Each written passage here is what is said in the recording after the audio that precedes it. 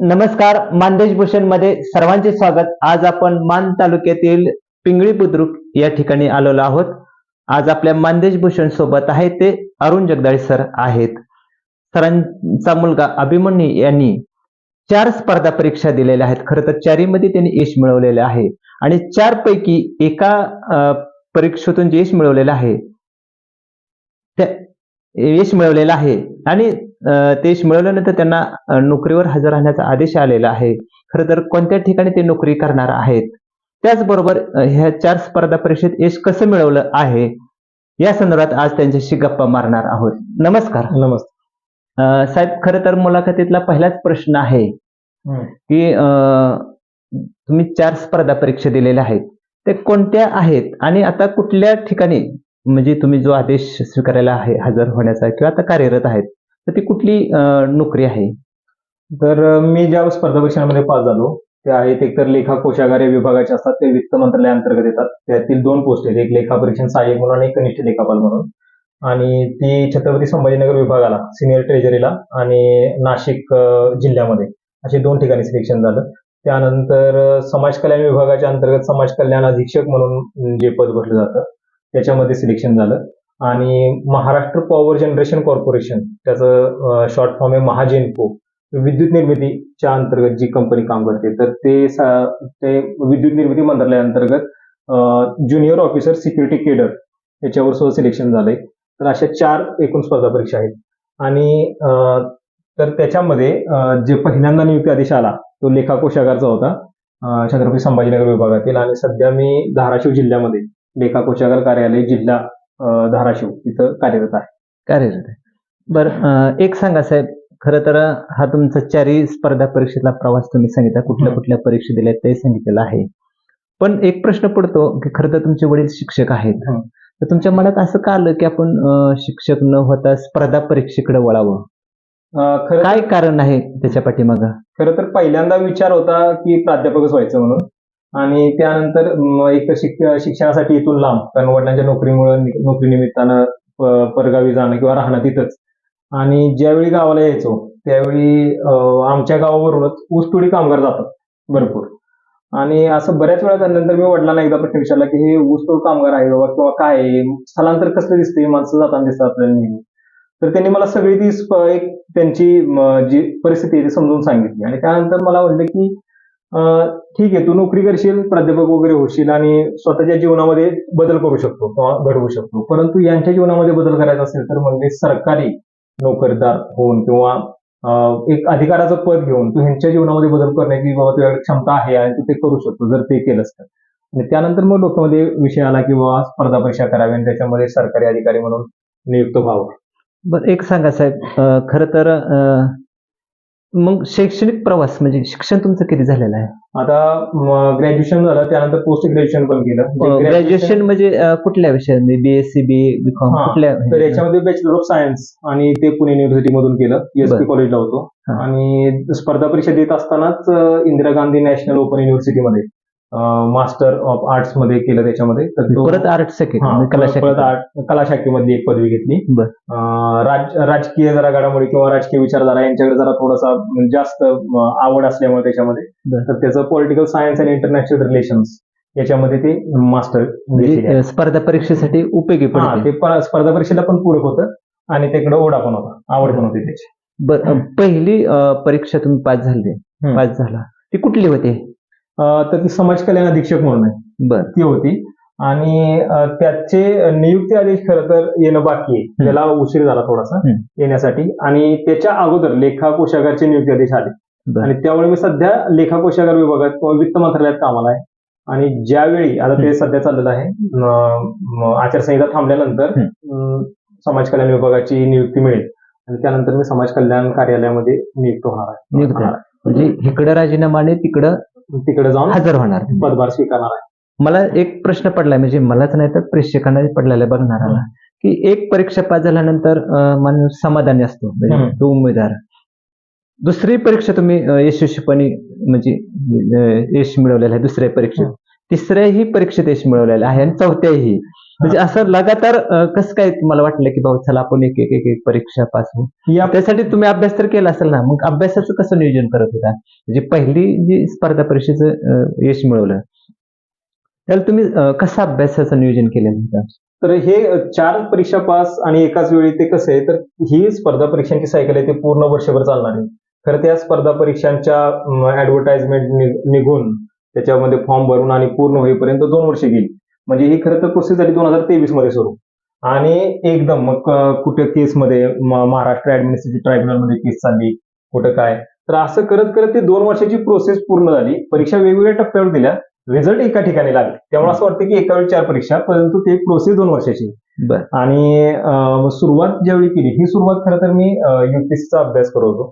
बरं. आणि युपीएससीचा अभ्यास करत असताना कोरोनाच्या कालखंडात असं वाटलं की एकदमच अनिश्चितता निर्माण झाली आयुष्यामध्ये. तर बाबा हातामध्ये काहीतरी असावं. तर या दृष्टिकोनातून मी पहिल्यांदा महाराष्ट्र लोकसेवा आयोगाचा अभ्यास सुरू केला. आणि त्याच्यानंतर त्या अभ्यासामधून ह्या परीक्षा मला ते यश मिळालेलं आहे. हा, आणि मग सुरुवात झाली ती युपीएससी पासूनच झाली.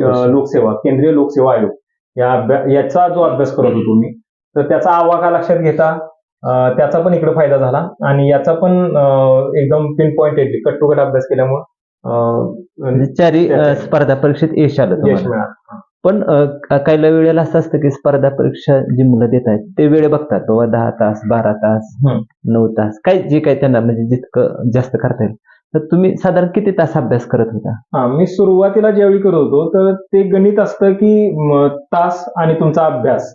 तर हे तास आणि अभ्यासाचं गणित ज्यावेळी तुम्ही हळूहळू स्पर्धा परीक्षेमध्ये पुढे वेळ जातो, 1, 2, 3, 4 वर्ष झाल्यानंतर, खरं तर मी पहिल्यांदा अभ्यास एकटा करायचो. मग त्यावेळी 10 तास होतात, 12 तास होतात, कदाचित 15-15 तास अभ्यास झालेला आहे. परंतु त्याच्यातून आउटपुट मिळत नव्हता. आणि त्यानंतर 2 गोष्टी होत्या माझ्या एकूणच नियोजनातल्या, की लायब्ररी जॉईन करणं, म्हणजे अभ्यासिकेत जाऊन अभ्यास करणं आणि मित्रांबरोबर ग्रुप डिस्कशन करणं. ह्या 2 गोष्टी मी माझ्या सुरुवातीच्या टप्प्यामध्ये पूर्णपणे निग्लेक्ट केल्या होत्या, दुर्लक्षित ठेवल्या होत्या. त्याच्यामधून यश मिळत नव्हतं पहिल्यांदा मी जे केलं. त्यानंतर ह्या 2 गोष्टी बदलल्या मी. इथं देवडी कॉलेज देवडीची अभ्यासिका होती, कोरोनानंतरचा कालखंड बोलतोय. तर देवडी कॉलेज देवडीच्या अभ्यासिकेमध्ये गेलो. तिथं मित्रमंडळ मिळालं. जसं मी पुण्यावरून आलो होतो किंवा कोण दिल्लीवरून आला होता, अशा मुलांचा ग्रुप झाला आणि त्यामधून एक चर्चासत्र घडलं आमचं. तिथं खऱ्या अर्थानं अभ्यासाला फिनिशिंग आलं. कोणत्या गोष्टी वाचायच्यात, कोणत्या गोष्टींवर लक्ष केंद्रित करायचंय. तर किती तास अभ्यास करतो याच्यातून यश कधीच मिळत नाही. हा यशाचा क्रायटेरिया नाही. तर मला असं वाटतं की तुम्हाला मिळणारं मार्गदर्शन आणि त्यातून तुमचं होणारी रिव्हिजन किंवा पाठांतर, तुमची वैयक्तिक एक क्षमतेचा भाग मानला तर, परंतु सगळ्यात महत्वाचं आहे मार्गदर्शन आणि ग्रुप चर्चा, ग्रुप डिस्कशन. याच्यातूनच तुम्हाला यश प्राप्त होतं. तर मी ते मला बऱ्यापैकी आपल्या सुदैवानं मला मित्र चांगले मिळाले. त्या ग्रुपमधून आमची चर्चा पण चांगली झाली. ते जवळजवळ सगळेच जण, आता कोण PSI झालेला आहे, कोण कर निर्धारण अधिकारी झालेला आहे, त्यानंतर तलाठीमध्ये गेलेले आहेत लोक, त्यानंतर कर सहाय्यक म्हणून झालेले आहेत. म्हणजे सगळे वेगवेगळ्या वेगवेगळ्या पदावर गेलेले. हा, सगळे वेगवेगळ्या पदांवर जाऊन बसले. त्याच्या अगोदर ज्यावेळी आपण वैयक्तिक कष्ट घेतोय, त्या वैयक्तिक कष्टामध्ये फक्त एकच असतं की अभ्यास किती झाला, किती पुस्तकं पूर्ण झाली, किती तास बसलो. आणि ज्यावेळी ग्रुप चर्चामध्ये येतो आपण, ग्रुप डिस्कशन मध्ये उतरतो, त्यावेळी की अभ्यासाचं फलित काय ते लक्षात घेऊन गोष्टी केल्या जातात. ग्रुप डिस्कशन महत्वाचं आहे, सगळ्यात मित्रपरिवार महत्वाचा आहे. मित्रपरिवार महत्वाचा आहे. मला पहिल्यांदा असं वाटायचं की मित्रपरिवार जर झाला तर त्याच्यामध्ये आपला वेळ वाया जाण्याची जास्त दाट शक्यता आहे. वेस्टेज चर्चा, वेस्ट चर्चा जाते. किंवा तुम्ही ग्रुप डिस्कशनला बसलाय, 2 तास आपण ठरवून घेतले की हे एकूण 4 सब्जेक्ट किंवा 4 धडे आणि 2 तासात आपल्याला पूर्ण करायचे. त्या 2 तासामध्ये अर्धा पाऊण तास, 1 तास कदाचित दुसऱ्याच गप्पांवर गेला. परंतु तरी मला असं वाटायचं की मग ठीक आहे, काय जाण्याचा अर्थ नाही. 2 तासात 1 तासात काय हशीर होणार आहे होऊन. पण नंतर असं कळालं की 15-20 मिनिटाची ग्रुप चर्चा सुद्धा दिवसभराच्या अभ्यासावर मात करते.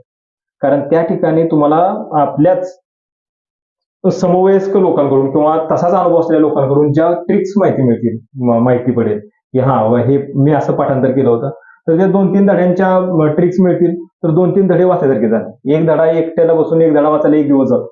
जसं पुढे जातं तर एकतर वाचल्यासारखं पण वाटतं आणि अभ्यासात मार्क पण पडत नसतात. अशी द्विधा मनस्थिती किंवा मधल्यामध्ये अडकल्यासारखं झालं नसतं. त्याच्यावर सगळ्यात उत्तम उपाय आहे की तुम्ही गट चर्चा करा.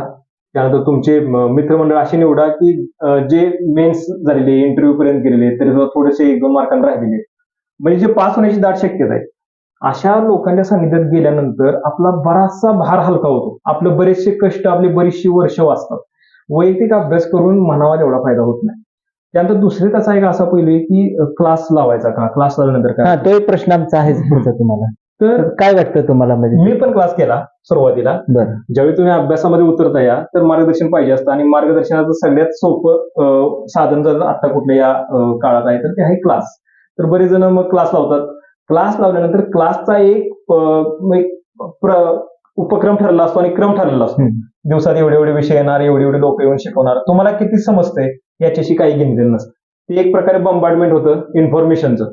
ती अनालिसिस होत नाही, त्याच्यावर कुठलीही प्रक्रिया होत नाही. एक वर्षानंतर ज्यावेळी क्लास पूर्ण होतो त्यावेळी तुमची परीक्षा आलेली असते, पूर्वपरीक्षा. त्या पूर्वपरीक्षेमध्ये तुम्ही चांगला परफॉर्म करत नाही, मग त्यावेळी परत विद्युत मनस्थिती होती की आता नवीन नियोजन कसं आखायचं. जुन्या पद्धतीने गेलो तेच चालू ठेवायचं की नवीन, आणि बदल स्वीकारायला बहुधा जड जातं. त्यामुळे आहे त्याच पठडीवर, त्याच गतीनं, त्याच पद्धतीनं अभ्यास सुरू राहतो, आणि पुन्हा पुन्हा पैशाच्या त्या गर्दीत आपण सापडतो. त्याला तोडायचं असेल तर सरळ जागा बदलणं, लायब्ररी बदलणं किंवा क्लास बदलून वेगळ्या उपक्रमांचा, साधनांचा आधार घेणं खूप महत्वाचं आहे. आणि जर तो घ्यायचा असेल तर मला सगळ्यात सोपं वाटतं की तुमचा एक हुशार विद्यार्थ्यांचा आणि सिन्सिअर विद्यार्थ्यांचा एक गट बनणं, त्याच्यामधून तुम्हाला माहिती मिळणं, आणि त्याच्यावर तुम्ही 2 तास चर्चेनंतर इतरचे 3-4 तास ते जे झालं त्याचं पाठांतर आणि रिव्हिजन, या 2 गोष्टी केल्यानंतर बऱ्यापैकी यश मिळायला सोपं पडतं. तर क्लासपेक्षाही जर मला कोणी विचारलं की काय जास्त इफेक्टिव्ह आहे, तर ते आहे की गटचर्चा आणि त्याच्यानंतर तुमचे रिव्हिजन. बरं, एक सांगा साहेब, खरं तर अजून एक प्रश्न आहे म्हणजे तुम्हाला कुठले विषय, म्हणजे आता तुम्ही सायन्स पण केलेलं आहे आणि आर्ट्स केलेलं आहे, तर तुम्हाला असा कुठला विषय सातत्याने कठीण जात होता, आणि तो कठीण विषय तुम्ही कशा पद्धतीने म्हणजे त्या कठीण विषयातून चांगले मार्क मिळवले? आता इथं कसं, एकदा तुम्हाला राज्यशास्त्र असतं, त्यानंतर राज्यशास्त्रामधला पण राज्य व्यवस्थेचा भाग आहे. तो Politics तुम्हाला हा कठीण विषय जात होता? नाही, असे एकूण बरेच विषय आहेत. त्यापैकी हा पहिला, त्यानंतर भूगोल आहे, सायन्स आहे, करंट अफेअर्स आहे, बऱ्याचशा गोष्टी आहेत. तर याच्यामध्ये जे सामाजिक शास्त्र या अनुषंगाने जे येणारे विषय असतात, उदाहरणार्थ हे राज्य व्यवस्थेचा विषय, त्यानंतर जिओग्राफी, इकॉनॉमी, हिस्ट्री, ह्याच्यामध्ये समजा जेवढे मार्क मुलांना मिळायचे आहेत अभ्यास केल्यानंतर तेवढेच मार्क मिळणार आहेत जवळजवळ सगळ्यांना. जो विषय आपलं मेरिट डिसाईड करतो तो आहे एकतर सायन्स आणि गणित. तर ह्या 2 विषयांमध्ये बऱ्यापैकी तुमचं मेरिटमध्ये असणं आणि मेरिटमधून बाहेर पडणे हे 2 विषयांवर अवलंबून असतं. आता माझं पण तसंच व्हायचं की गणित बऱ्यापैकी आहे, चांगलं आहे, परंतु एक्सेप्शनल लेवलला तुम्हाला समजा 20 गणिताचे प्रश्न पडले तर त्याच्यामध्ये 18 मार्क पडणं ही एक्सेप्शनल लेवल झाली, कारण एका तासाचा पेपर आहे, त्याच्यामध्ये तुम्हाला सगळे मॅनेजमेंट करायचं. आणि सायन्सचे विषय त्याचे सुद्धा 20 प्रश्न, जवळजवळ 100 पैकी 40 मार्क एवढ्या 2च विषयांना. तर सायन्सचा पण जेमतेम अभ्यास होता, गणितात पण मार्क पडायचे, परंतु पास होणाऱ्या विद्यार्थ्यांनी इतके नाही. तर मग तोच त्याच्यावर पर्याय झाला की ज्यावेळी गटचर्चेमध्ये गेलो त्यावेळी कसे प्रश्न पडतात ह्याचं अनालिसिस मुलांचं होतं, किंवा मी एका धड्याचं करून येतो, आम्ही 4 जण आहे, तर चौघांनी 4 धड्यांचे अनालिसिस करून यायचं. मग 4 गणिताचे धडे, 4 विज्ञानाचे धडे, आणि याच्यामधून जी चर्चा व्हायची, तर एका दिवशी 8-8 धड्यांचे आमचे रिव्हिजन व्हायचे, आणि ते पण किती 2-2 तासामध्ये. तर याचा अर्थ काय आहे की एकट्या अभ्यासानं हे मेरिट कधी तुटणार नव्हतं किंवा सिलेक्शन होणार नव्हतं. याच्यामध्ये गट चर्चेत गेल्यानंतर जास्त फ्रिक्वेन्सी वाढते अभ्यास होण्याची, रिव्हिजनची, आणि तिथून मग खऱ्या अर्थाने यश मिळालं. मग हे 2 जे विषय आहेत हे फोकस करू शकतो, किंवा बऱ्याच जणांना अवघड जातात तर त्याच्यावर हा एक उत्तम उपाय आहे. त्याचं जर 4ही स्पर्धा परीक्षेला यश कसं मिळालं? तर याचं माझं सूत्र असं आहे की व्यायाम, त्यानंतर वाचन आणि रिव्हिजन, या 2 गोष्टी. कारण इतक्या बरीच वर्ष जर करावं लागलं सर, आणि बऱ्यापैकी तसाच अनुभव आहे बऱ्याच विद्यार्थ्यांचा की बाबा तुम्ही गेलाय आणि तुम्हाला पोस्ट मिळाला, असं एक क्वचित घडतं. एक 100 मधली एखादी केस अशी आहे, परंतु 99% विद्यार्थ्यांना जो प्रॉब्लेम फेस करावा लागतो तो असा आहे की it is a long drawn battle, की तुम्ही गेल्यानंतर तुम्ही विजयी झाला असं होत नाही. तर मग 2-4 वर्ष, 5 वर्ष असा ज्यावेळी अभ्यास करायचा असतो त्यावेळी बसून ते ग्रास्पिंग पॉवर 30 ठेवणं, उत्सुकता किंवा उत्साह तोच ठेवणं, हे कशानं जमत असेल तर ते व्यायामानं जमतं. आणि यश कशाने मिळतं तर ते रिव्हिजन मिळतं. मग तुम्हाला वाचन तर करणं भागच आहे, कारण तो आपल्या स्पर्धा परीक्षेचा मुख्य कणा आहे. तर वाचन करायच्या अगोदर किंवा वाचन करण्यासाठी क्षमता वाढवण्यासाठी काय लागतं तर तो व्यायाम लागतो, आणि वाचन केल्यानंतर त्याच्यावर प्रोसेस व्हायला काय लागतं तर त्याची रिव्हिजन लागते.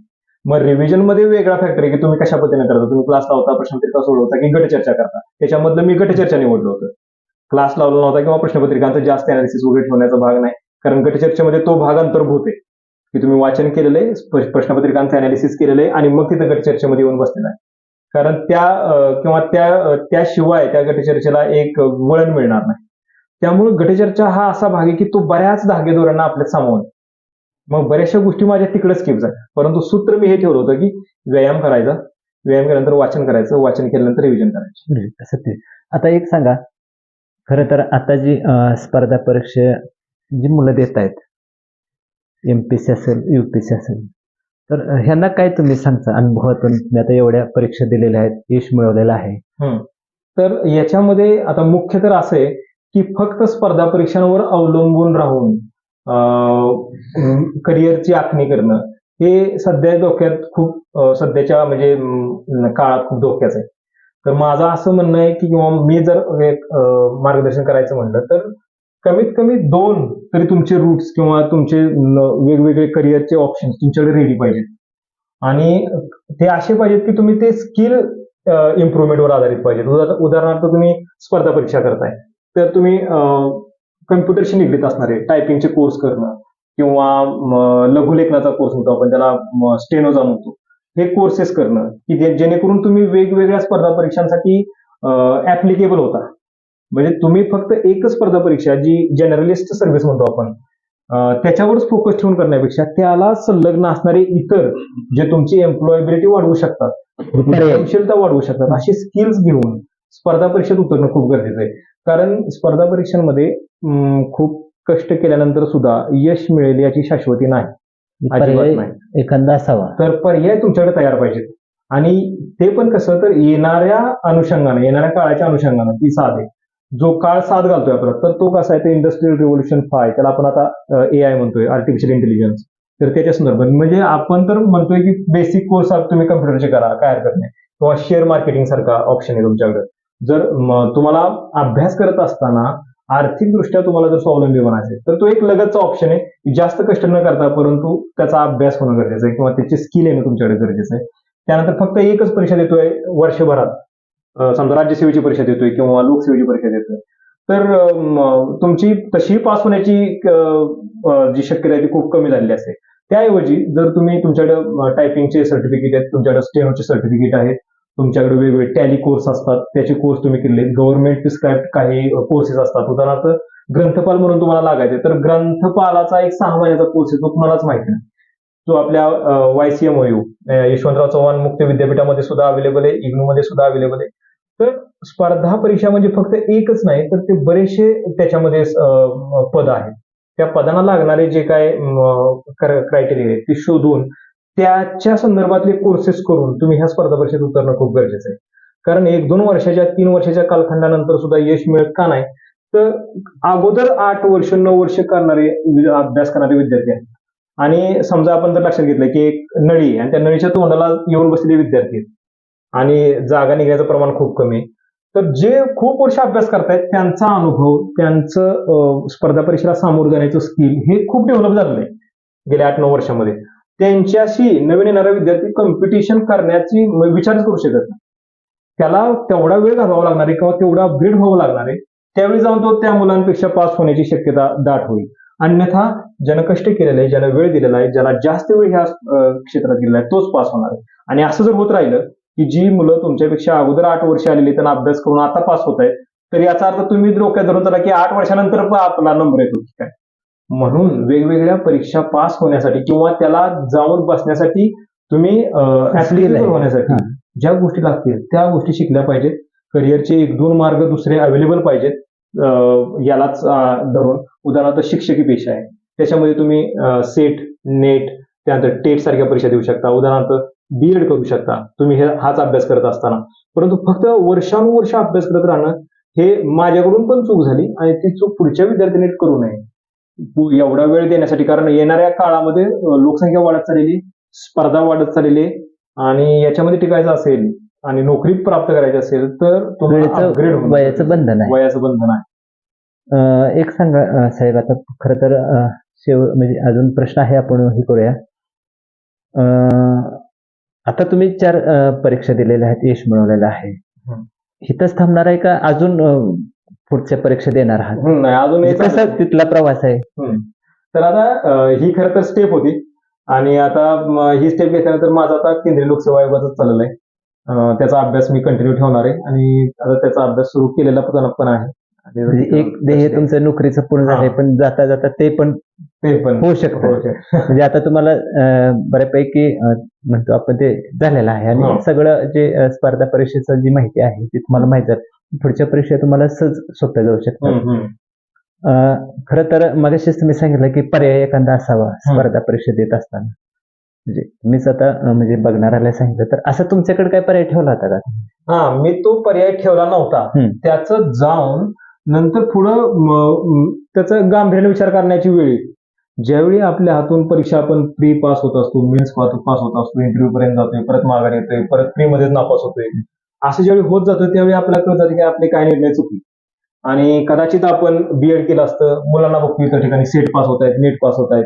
हा, बीएड केलं असतं आपण बाबा तिकडं तर ठीक आहे. आज आपण शिक्षकांसाठी जी टेट घेतली जाते, टीचर्स एलिजिबिलिटी टेस्ट, त्याच्यासाठी पात्र ठरलो असतो. त्यानंतर जर आपण ग्रंथपालाचा कोर्स केला असता, तुम्हाला त्याची जाणीव झाली की जाता खूप उशिरा जाता झाली. तिथे आपण लेवल म्हणजे आपल्याला तिथे भेटू शकले हा, असते. तिथेही भेटू शकले असते. टायपिंगचा कोर्स अगोदर केला असता तर कदाचित क्लर्कच्या परीक्षांसाठी पात्र ठरलो असतो. परीक्षा पास झाल्यानंतर तुम्ही ती स्वीकारताय की नाही हा तुमचा वैयक्तिक प्रश्न आहे, परंतु किमान वर्षभरातून तुम्हाला तयारी तरी आपली तयारी असली पाहिजे आणि तुम्ही जास्तीत जास्त परीक्षा देत राहिलं पाहिजे.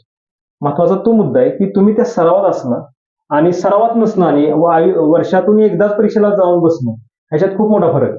तो मला नंतर जाणवला की ज्यावेळी मी खूप परीक्षा द्यायला लागलो एकामागून एक, त्यावेळी यशाचं पण पर्सेंटेज वाढलं, पास होण्याची शक्यता पण वाढली. तर ते का आता शेवटी सरावातून येतं आणि सराव क्लासवाल्यांनी वैयक्तिक जे प्रायव्हेट क्लासेस घेतात त्यांच्या परीक्षा देऊन त्यांच्या टेस्ट सिरीज सोडवून सराव होतो. ही सरावाची संकल्पना वेगळी. ती अभ्यास तुम्हाला किती मिळाला, इन्फॉर्मेशन किती मिळाली तुम्हाला, किंवा नवीन एखादी माहिती मिळवायची असेल तर त्या दृष्टिकोनातून तुम्ही टेस्ट सिरीज आणि प्रायव्हेट क्लासेसकडे बघू शकता. परंतु खऱ्या अर्थानं ज्यावेळी तुमचा सराव व्हायचा असतो स्पर्धा परीक्षा देण्याचा, तर तो आयोगाच्याच परीक्षांना जाऊन बसून तिथलं जे टेन्शन आहे, तिथला दबाव, त्यात होणाऱ्या चुका, त्या परत टाळण्याची तुम्हाला येणारी मुभा पुढच्या वेळी, कारण लगेच परीक्षा आहे. वर्षाच्या नंतर वर्षांना परीक्षा देणं याच्यामध्ये ती जवळजवळ सुतराम शक्यता नसते. म्हणून जेथे जनरली पर्याय ठेवून पर्यायातल्या परीक्षा पण देणं जास्त गरजेचं आहे. देणं कारण गरजेचं कदाचित आहे. त्याच्यापेक्षा इकडे यश तुम्हाला मिळू शकतं असं तुम्हाला अनुभव आला आणि त्याच्यात तुम्ही तुम्ही ते स्वीकारताय की नाही तुमच्यावर आहे. नंतर ठीक आहे, बरोबर तुम्हाला पण पास तरी होण्याची तुमची एक शक्यता वाढत जाते. तुम्ही पास होता, नोकरी पण मिळते आणि तो एक बूस्टिंग डोस असतो आपल्यालाच की आपण ठीक आहे होऊ शकतो. एवढ्या मोठ्या स्पर्धेतून सुद्धा आपण पास होऊ शकतो, तर पुढची परीक्षा आत्मविश्वास येतो त्याच्यात. आणि वयाच्या जेवढ्या लवकर टप्प्यात ती तुम्हाला यश मिळेल तेवढ्या उंच पदावर तुम्हाला जाण्यासाठी इतर परीक्षा द्यायला मुभा मिळेल. धन्यवाद. खरं त्या अभिमन्यूचे वडील अर्थात सर काय सांगताल आता एवढ्या 4 परीक्षेमध्ये यश मिळवलेलं आहे, एक वडील या नात्यानं किंवा शिक्षक या नात्यानं तुम्हाला काय वाटलं? कसं त्यांनी परीक्षेच्या म्हणजे इतका खरं तर स्पर्धा परीक्षा देत असताना वडिलांच्यावर बरीच जबाबदारी येते, पण ती जबाबदारी वडील सांगत नाहीत किंवा बऱ्याच गोष्टी असतात, पण तुम्ही कसं त्यांना पाठीशी उभं राहायला? आता त्यानं सांगितलं की मी ज्यावेळी परीक्षा देत होतो त्यावेळी यश आणि अपयशाचा लपंडाव चालू होता त्या जीवनात त्या काळामध्ये. आणि एका स्पर्धा परीक्षा देणाऱ्या मुलाचं घर कसं असतं, घरातल्या आई वडिलांची मनस्थिती काय असते किंवा ते त्याला कसे सपोर्ट करतात. आता ज्या वेळी असं कधी व्हायचं की तो एका दुसऱ्या मार्कासाठी जायचा, मग मी त्याला एक वाक्य नेहमी सांगायचो की तू लंबी रेस का घोडा आहे, लंबी रेस का घोडा न हारता है न डालता है. जोपर्यंत तुला यश मिळत नाही तोपर्यंत नाराज व्हायचं नाही, यश मिळाल्यानंतर नाराज होण्याची गरज नाही. मी त्याला नेहमी सांगायचो त्याची आहे की एक प्रसंग असा यायचा की तू आणि नशिबानं भाग्यान नशीब असं चांगलं की ज्या वेळी त्याला अपयश आलं त्याच्यावेळी तो इथं होता, आमच्या जवळ होता, नजरेसमोर होता आणि तो मग जायचा आईला भेटायला, मला भेटायला. तो म्हणायचा की पण तुमचा ना माझ्यावर विश्वास आहे ना. तर हा जो प्रसंग असतो ना अतिशय डेंजर असतंय. आपल्याला यश दिसतं आणि विनोबाजी म्हणतात ना आपल्याला वर फडकणारा झेंडा दिसतो, पण तो झेंडा ज्याच्यावर आधारित असतो तो दंडा मात्र आपल्याला दिसत नाही. आणि त्यावेळी त्यांची जी अवस्था असते त्या घराच्या हक्क सगळ्या त्याने रिटायर झालो होतो आणि त्याची बहीण आहे ती बी तिकडे मुंबईला. सगळ्यांनाच अपयश आलं का थोडं हा आणि मग वातावरण त्यांच्या सहित सगळ्यांना त्याचं ते जाणवतं, पण आपण दाखवत नाही, कारण दाखवावं तर पुढे अनेक प्रसंग असतात. खरं तर त्यांना तेच खचले तर पुढे आपण हे करत नाही. खरं त्याची धाकता आपण म्हणतो अपयशाची सगळेच जाणवते. मग आम्ही ज्यावेळी चालायला जायचो पाटील वगैरे तर एका शब्दानं कधी त्याच्या कानावर एखादा शब्द आवाज जायला होता की ज्यामुळे त्याचं मन वगैरे खचलं जाईल तेव्हा त्याला म्हटलं हा आता बिप्लॅन विषयी तुम्ही बोलत होता आणि तो सांगत होता. मी ज्यावेळी त्यानं युपीएससी हा ट्रॅक सोडून ज्यावेळी ते एमपीएससी कडे वळला त्यावेळी मला हे आवडलं नव्हतं खरं तर. एकदा मला माझं म्हणणं असं होतं अर्थात काय माझ्यापेक्षा त्या स्पर्धा परीक्षेतून आले ह्याला जास्त, कारण तो स्वतः परीक्षा देतोय, आपण काठावर उभा आणि हा मुलगा प्रत्यक्ष तो पोहतोय त्यात कशा गाठा खाल्ल्या जातात कुठं का आणि त्यावर काय सोल्युशन काढायचं हा तो जास्त विचार करतो. पण आपण आपल्याला तेवढं ते नॉलेज नसतं, त्यामुळे मी माझ्या युपीएससीच्या हट्टावर आधारित होतो आणि तो सोडायचा नाही असं माझं म्हणणं होतं. नंतर माझ्या पत्नीने सांगितलं तसं नाही, कालमानानुसार बदलावं लागतं आणि एमपीएससीला काय कमी लेखून आहे ती सुद्धा तेवढी टफ परीक्षा आहे आणि ह्या परीक्षेला सामोरं जाण्यासाठी तो सक्षम आहे. फक्त काय एक यश त्याच्या हातात येऊ द्या आणि मग तो पुढच्या परीक्षेत देत राहील, गोष्ट काढत नाही.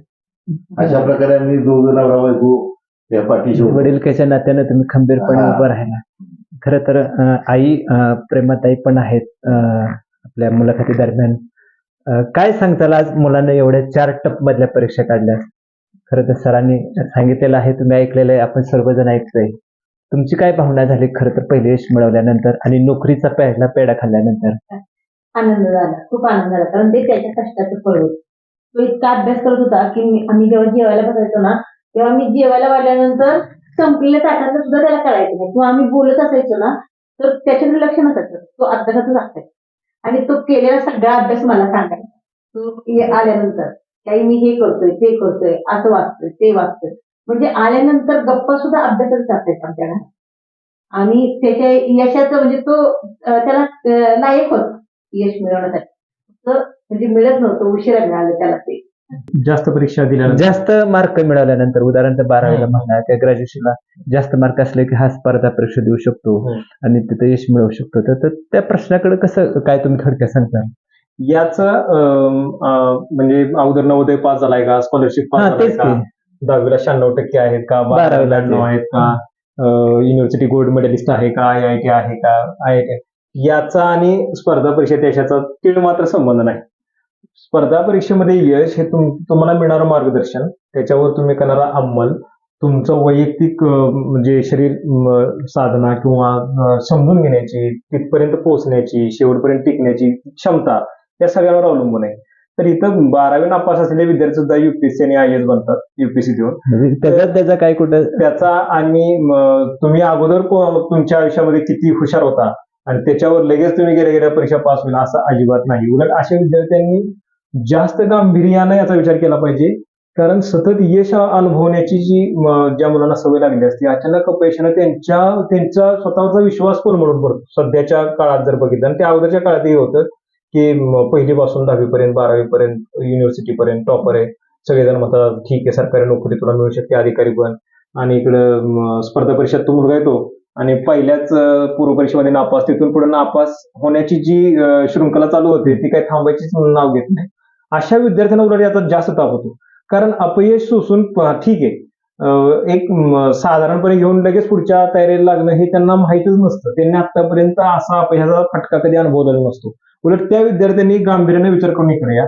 जे विद्यार्थी मध्यम असतात, कष्ट करायची तयारी असते, मध्यम असतात, त्यांना माहित असतं आपल्याला काही गोष्टी जास्त कळत नाही, परंतु मार्गदर्शन घेण्याची ज्यांची नम्रतेनं जाऊन सिनियर कडून किंवा ज्यांना जास्त अभ्यास केला जो पास झाला त्याच्याकडे जाऊन झुकून वाकून नम्रपणे ज्ञान घेण्याची क्षमता आहे, तो मुलगा इथं 100% यशस्वी होतो. धन्यवाद. तर तुम्ही एक प्रश्न त्याला विचारला की तुमच्या याच्या रहस्य काय तुमचं, मग त्यानं 3 रहस्य सांगितले. पहिलं 3 सूत्र सांगितले. पहिलं म्हणजे अभ्यास, दुसरं रिव्हिजन आणि तिसरी व्यायाम. अजून एक त्यात मिसिंग झालं की जी आध्यात्मिक साधना असते, घरामध्ये जो एक वारसा त्याला मिळालेला आहे, की आध्यात्मिक साधनेचा. आता मी पीएचडीला निवडलेला विषय महाराजांचा, कुंडलिकर महाराज महाराजांचा विषय किंवा त्याच्या आईनं जी काय आध्यात्मिक वृत्ती आहे, ती स्वभाव आहे तो, त्या एकूण आध्यात्मिक वातावरणाचा त्याच्या अभ्यासावर फार मोठा परिणाम झाला. परिणाम असा झाला की प्रत्येक गोष्टीकडे सकारात्मक दृष्टीने बघण्याची सवय झाली. अपयश आलं तरी तो हरत नव्हता, त्याचा चेहरा हसराच दिसायला. आध्यात्मिक थोडस हा. पॉवरफुल ठरतं आणि त्याला ती यश मिळवण्यासाठी आपल्याला पॉझिटिव्ह ठरतं. हा, मग त्याला मी नेहमी म्हणतो, आम्ही दोघं, की ठीक आहे, तुला थोडस उशिरा यश मिळालं असेल, उशिरा वगैरे म्हणता येत नाही, तेवढी वेळेची आवश्यकता असते. हा अभ्यास करतोय त्यालाच ते करणार आहे. तर ज्यावेळी त्याला हा अभ्यास करत होता त्यावेळी तो इतका झपाटून अभ्यास करत होता, खरं सांगायला हरकत नाही, की त्याला तहान भूक वगैरे असे जाणवायचे नाही. आम्ही त्याला सांगायचे, बरं पाण्याची बाटली भरून घेतली का, तुला भूक लागली का, तू वर ये, तुला काय खायचं आहे का. जर सतत 8-10 तास अभ्यास केल्यानंतर बी जर हा म्हणत असेल मला भूकच लागत नाही, तर मग त्याला म्हणलं पाहिजे ना, तुला लागली पण जाणवत नाही. मग आता ज्यावेळी त्यानं महाराष्ट्रात पहिला नंबर काढला, त्या कोणती परीक्षा, ट्रेझरीची परीक्षा, कोषागारची. त्यानंतर दुसरी परीक्षा दुसरा नंबर आला तो महाजनकोमध्ये, इकडं म्हणजे समाज कल्याण अधीक्षक म्हणून, तिथं दुसरा नंबर आला. इकडे काहीतरी तिसरा चौथा असं काहीतरी 5वा 6वा असा काहीतरी ओपन मधनं झाले. ओपन मध्ये. हे सगळं सिलेक्शन ओपन मध्ये आहे. ओपन मध्ये मी त्याला बोलता सहज म्हटलं की काय रे, तुला ज्यावेळी तू पहिला नंबर काढला त्यानं बघितलं, मला दाखवलं, लवकर दाखवत सुद्धा नव्हतं. नाना थांबा, लगेच बघू नका, लगेच बोलवून जाऊ नका. त्याला माहिती होतं की ह्यात काय ऍडिशनल असतात, दुसरी टेस्ट असते, दुसरी लिस्ट येते ह्यासारखी, तिसरी येते, मग त्यात माझे मार्क कमी जास्त होऊ शकतात. तुम्ही ह्याला सांगणार, त्याला सांगणार, आणि समाजामध्ये मग तुम्हाला कमीपणा वाढली तर ठीक आहे, पण कमी झाली तर ती आपल्या अनेक गोष्टीचं पालन हा. करावं लागतं आपल्याला. तर लक्षात लागेल मी त्याला प्रश्न विचारला की तू महाराष्ट्रात पहिला आलास या परीक्षेमध्ये, तुझं मत काय, तुझं स्वतः विषय, तुझं काय मत सांगत होतं.